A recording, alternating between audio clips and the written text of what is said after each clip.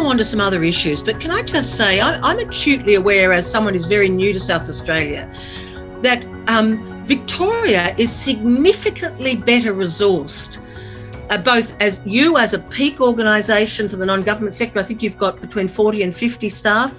Here I think it's under 10. You know, it's that order of magnitude of difference. And you've got a body of work that you've developed. Is there a place in Australia for cooperation between jurisdictions, between different states and territories, on certain aspects of family support and child protection, so that each state and territory isn't having to do the original work from scratch? Just before I go to some bigger issues with you, is there a role for cooperation between states and territories? Look, I think that we would all like to see more of that. I think that we all work very well together, but I think that in the substantive, we don't do enough. And it's delightful for me to be involved in this work that you're doing with Rob, because I think that we have to learn from each other. I mean, otherwise we are reinventing the wheel and redoing work that we don't need to do. I mean, we're very fortunate in Victoria that our members often put the money together to do the work we're doing, those independent pieces, and so they carry a lot of, I suppose, authority with them when they're self-funded.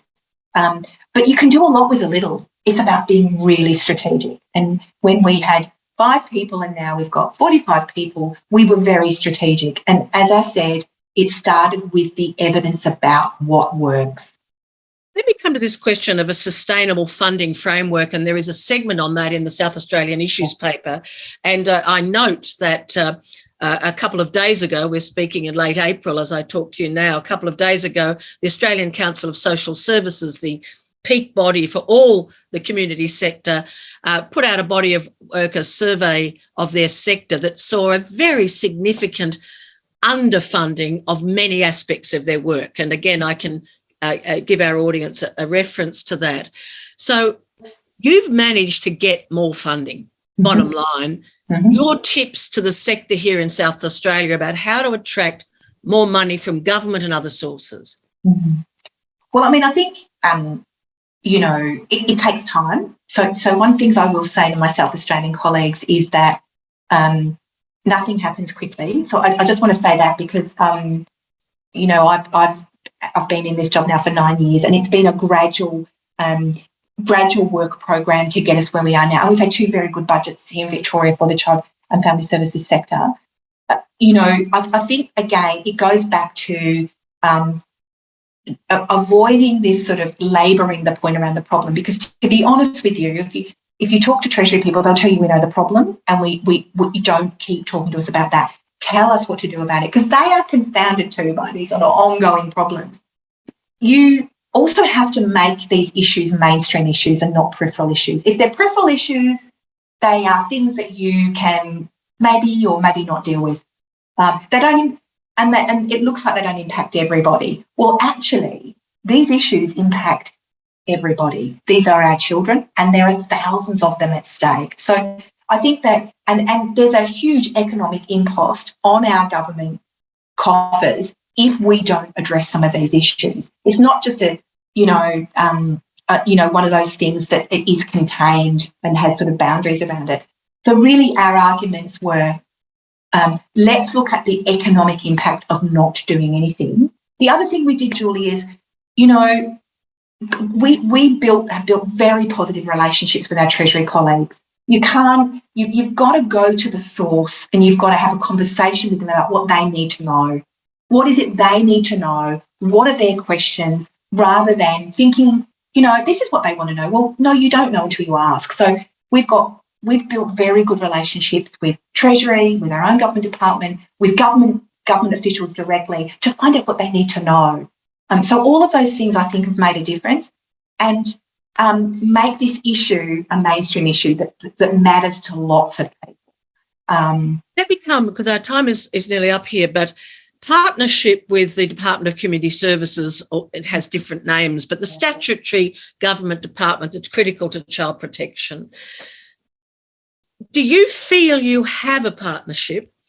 If so, what does that mean to you and how did you achieve it? Because you sound like you feel you work in partnership with Treasury and the Community Services Department. So what is a partnership? How do you know you've got it and how did you get it? Yeah. Look, I'm pretty passionate about working with my both government, whatever government of the day, and my public service colleagues. I did a stint of 4 years in the public service, so I've got a bit of a sense of what it's like to be them. And almost entirely there's alignment. They are our friends. They want things to improve. They're not the enemy. But you've got to figure out a way for them to be able to achieve, their means and you to achieve yours. And that, there's lots of behaviours that I don't support. I mean, my job is positive behaviours. It's positive behaviours, Julie. It's actually really about saying, okay, well, what are we trying to do here? And building a long-term trusted relationship where you have integrity and you build your credibility with those in the public service, because it's a bloody hard job working in. I mean, look, it's not like it's easy for them either. So we've had building over the last 8 years relationships with all of those people from the very junior VPS5 all the way up to the secretary, and using my time with them wisely, not wasting their time. What is it we're trying to do here? Do it efficiently and effectively. And if there's a problem, come and talk to me. If I've got a problem, go and talk to them. Don't play that out in the media. It's not the way to do business. And the same with ministers and ministers' offices, and whether it's oppositions or those in government. And because all you have is your reputation when you're running a peak. All you have. Your reputation, your word, and honour that word. Don't go saying I'm upset because you haven't done this and then you're having that conversation, then you play it out publicly. You've got to be very careful about how you behave, and if your reputation is all you have. And so I'm quite protective of mine. One final comment, and I'm just so grateful to you, Deb, for the time you've given us. It's been immensely helpful. Over 20 years ago, I was at a child protection conference, and two things that was said that had a huge influence on me. And I say this in the context that I understand Victoria has relatively new legislation, children's information sharing legislation. So I'm going to this question of information sharing and collaboration between all the bodies that need to collaborate to stop children in difficult families from being abused or killed. Let's be blunt. And one really experienced senior social worker who'd been flown out for a big conference in Australia said, the single message I've got to people working in child protection is read the file. Read the file. And she said it so intensely. And it got me thinking about, where is the file? Who keeps it up to date? What other reports are in it? So one was read the file. And then the other was a woman who was a big leader in the child protection system in Victoria. And she said, don't say that collaboration and communication aren't rocket science. They are rocket science. Collaboration and communication across different agencies is really hard. It's as hard as rocket science. Could you comment on those two observations? Oh, yeah. Look, I think that all of those things are really complex. I mean, look, there is no doubt that child protection and child welfare area is a really complex area of work. But I think that my colleagues who said those things are profoundly right. I mean, number one, listen to children. Listen to children. Listen to children. We don't. Not consistently. We don't. They're not often represented, and they don't feel like they are in the driver's seat in their own lives. So, and I'll say that because I think that for us, the South Australians, we are running a range of things around the voices of parents who have had their children removed, through to a whole range of mentoring programs with young people. We often don't know what they want because we don't listen or we don't ask. So that's why, files are great, but how many of those files actually include the wishes of children would be something I would say. We do have the Children's Information Sharing Scheme in Victoria. Hard fought. In essence, what does that law require? Look, really, to get that across the line is monumental, because basically, the family or the context for children around information sharing is the family is a private space. And so why are we sharing all this information about children? But you're right, Julie, there are systems and processes and people that don't pass information on and children die. Or even sadder, we couldn't have intervened earlier to have that child not removed from a family because we didn't know what was going on. So we're pretty excited about it in Victoria, but it's very early days, and any legislation implementing that can be really tricky. But the opportunities to work with families earlier and to prevent real harm, we now have a very significant lever to be able to do that. But it didn't fly through Parliament. It took a lot of work to get it through.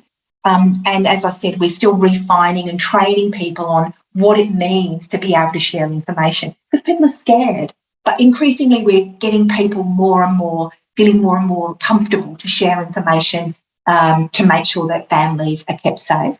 And I'm pretty proud of that, because we were part of getting that through Parliament. There's also in Victoria a bit of a system, a technological solution to collect basic information on families called ChildLink. So it won't just be the legislation, it'll also be a system to collect basic information about what services families are using. So that if you want to talk to another professional, that might well be on that system. So you're not running around trying to find information. It hopefully will be at your fingertips. Our time is up, but honestly, that has just been so great. And I just want to, on behalf of everybody, thank Deb Tsorbaris, who's the CEO from the Centre for Excellence in Child and Family Welfare in Victoria. This is deaf sign clapping, and I'm clapping you. Look, and I just want to say in my final words, it's all about hope.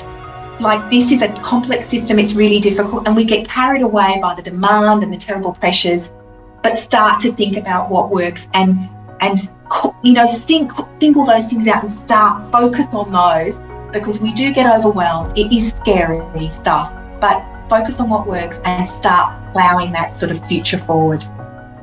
Thank you so much, Deb. Thank you, Julie.